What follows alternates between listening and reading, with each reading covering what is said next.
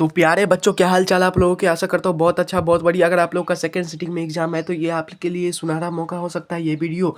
तो इसलिए बिना टाइम वेस्ट किए चलिए वीडियो को स्टार्ट करते हैं। अगर आप लोग के पास टाइम नहीं है तो स्किप करके भी देख सकते हैं, लेकिन हाँ, ये वीडियो देखना बहुत बहुत बहुत इंपॉर्टेंट है। इसमें जो मैंने 20 ऑब्जेक्टिव बताया, ये 20 का 20 ऑब्जेक्टिव आपके एग्जाम के पर्पज से, और ये आप लोग का पूछा जाएगा। 20 ऑब्जेक्टिव इस वीडियो में आप लोग को देखने को मिलेगा, और 20 का 20 आप लोग को पूछा जाएगा एग्जाम में। इसलिए वीडियो को पूरा शुरू से लेके लास्ट तक देखना ही देखना है। अगर ना देखे तो इसमें मेरा कुछ घाटा ना, आपका ही घाटा है। इसीलिए वीडियो को लास्ट तक देखना है। तो चलिए टाइम वेस्ट के बिना स्टार्ट करते हैं। तो यहाँ पर देख लीजिए, हम क्वेश्चन आप लोग को दिखा रहे हैं। ये रहा हमारे स्क्रीन पर पहला क्वेश्चन।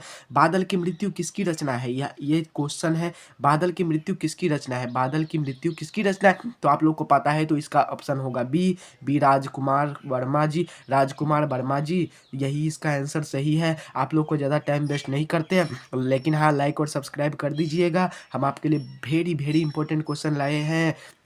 तो चलिए क्वेश्चन नंबर दूसरा की तरफ आते हैं। क्वेश्चन नंबर दूसरा में लिखा है, गोदान उपन्यास किसकी रचना है? गोदान उपन्यास किसकी रचना है? तो ये है मुंशी प्रेमचंद्र की, मुंशी प्रेमचंद्र की। तो चलिए अगले नंबर क्वेश्चन की तरफ आते हैं। क्वेश्चन नंबर तीसरा, क्वेश्चन नंबर तीसरा में बताया गया है, क्या पूछा है देखिए। क्वेश्चन नंबर तीसरा में, शेखर एक जीवनी उपन्यास के लेखक है। शेखर एक जीवनी उपन्यास के लेखक है, ये सच्चिदानंद अय्यंग। सच्चिदानंद अय्यंग इसका ऑप्शन सही है। चलिए अगले नंबर क्वेश्चन की तरफ आते हैं। क्वेश्चन नंबर 4, लहरों की राजहंस के लेखक कौन है? लहरों की राजहंस के लेखक कौन है? तो ये है मोहन राकेश, मोहन राकेश।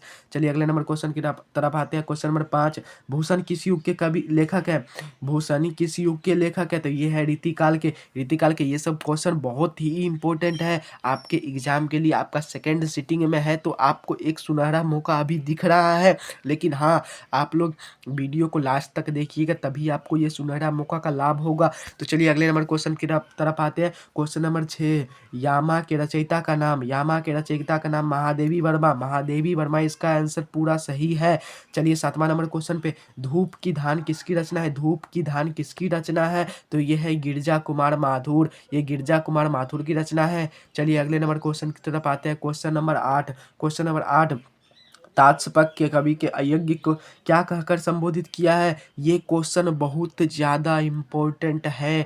तो ये देखिए, इसका ए आंसर राहो की अन्वेषी, ये ऑप्शन पूरा सही है। तो चलिए अगले नंबर क्वेश्चन की तरफ आते हैं। क्वेश्चन नंबर 9, पंच परमेश्वर कहानी के लेखक है। पंच परमेश्वर कहानी के लेखक, आप लोगों ने लेखक का नाम तो याद कर ही लिया होगा, तो इसका आंसर आप लोग कमेंट में बता दीजिए। इसका आंसर है मुंशी प्रेमचंद्र की। तो चलिए अगले नंबर क्वेश्चन की तरफ बढ़ते हैं। क्वेश्चन नंबर 10, दूसरा सप्तक का प्रकाशन वर्ष है। दूसरा सप्तक का प्रकाशन वर्ष है। इसका आंसर हम नहीं, आप लोग बताइएगा। इसमें हम हाइड कर दिए हैं, आप लोग बताइए, देखते हैं। और ये क्वेश्चन इंपॉर्टेंट भी है, कमेंट में आप लोग बता दीजिए। तो चलिए अगले नंबर क्वेश्चन की तरफ आते हैं। क्वेश्चन नंबर 11, करुण रस का अस्थाई भाव है। करुण रस का अस्थाई भाव है शोक, शोक इसका आंसर सही है। क्वेश्चन नंबर 12, क्वेश्चन नंबर 12, रोला छंद किस प्रकार का छंद है? ये आंसर आप ये देखिए, क्वेश्चन बहुत ज़्यादा भी है। रोला छंद किस प्रकार का छंद है? ये सम है, सम, ये सम है। चलिए अगले नंबर क्वेश्चन की तरफ आते हैं। क्वेश्चन नंबर 13, अध्यक्ष के प्रयुक्त उपसर्ग है। अध्यक्ष के प्रयुक्त उपसर्ग है अधि, अधि इसका आंसर सही है। क्वेश्चन नंबर 14 की तरफ आते हैं। क्वेश्चन नंबर 14, खीर शब्द का तत्सम रूप है। खीर शब्द का तत्सम रूप कौन है? क्षीर, क्षीर इसका आंसर सही है। चलिए अगले नंबर क्वेश्चन की तरफ आते हैं। Question number 15, question number 15, Rohan को से चला नहीं जाता, इस वाक्य में वाच्य, वाच्य कर्म वाच्य है, इसमें कर्म वाच्य है। तो चलिए अगले नंबर क्वेश्चन की तरफ आते हैं। चमचमाता चंचल नयन, बिख घूंघट पर झीन, मानहु सुर सरिता विमल जल, हिग उत्छत जुन मीन, उपयुक्त दोहे में अलंकार कौन सा है? अलंकार इसका आंसर सी 100% सही है। चलिए अगले नंबर क्वेश्चन की तरफ आते हैं। क्वेश्चन नंबर 17, नीर का निर्माण किस विधा की रचना है? नीर का निर्माण फिर किस रचना की विधा है? तो ये है आत्मकथा, आत्मकथा विधा भी पूछा जाता है।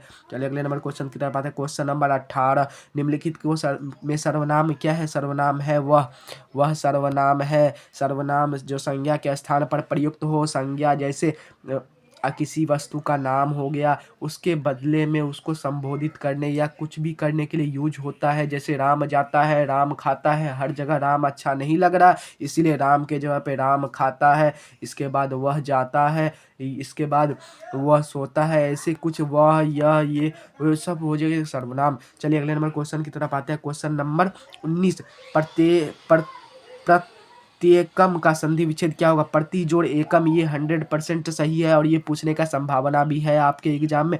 चलिए लास्ट क्वेश्चन, क्वेश्चन नंबर 20 की तरफ देखते हैं। मधुनी, मधु शब्द का कौन सा रूप है? यह है सप्तमी एक वचन। ये आप लोग का कितना बना, आप लोग बच्चे लोग कमेंट में जरूर से बता दीजिएगा, तब ताकि आप लोग को पता चल जाएगा। और ये सारा क्वेश्चन अगर आप लोग को समझ में नहीं आया तो फिर से वीडियो को देख के पूरा देख लीजिए, क्योंकि ये भी आई नहीं, भी आई है। तो जल्दी जल्दी लाइक और सब्सक्राइब करके देख लीजिए फिर से, अगर नहीं समझ में आया तो चलिए आज के लिए इतना ही रखते हैं, मिलते हैं नेक्स्ट वीडियो में। अगर आप लोग को और भी साइंस जैसे ऐसे ही क्वेश्चन देखना है तो आप लोग को जल्दी जल्दी सब्सक्राइब कर लीजिए और बेल आइकन को और पर सेलेक्ट कर लीजिए। हमारे बताए गए क्वेश्चन में से 100% पूछा जाएगा। तो मिलते हैं नेक्स्ट वीडियो में।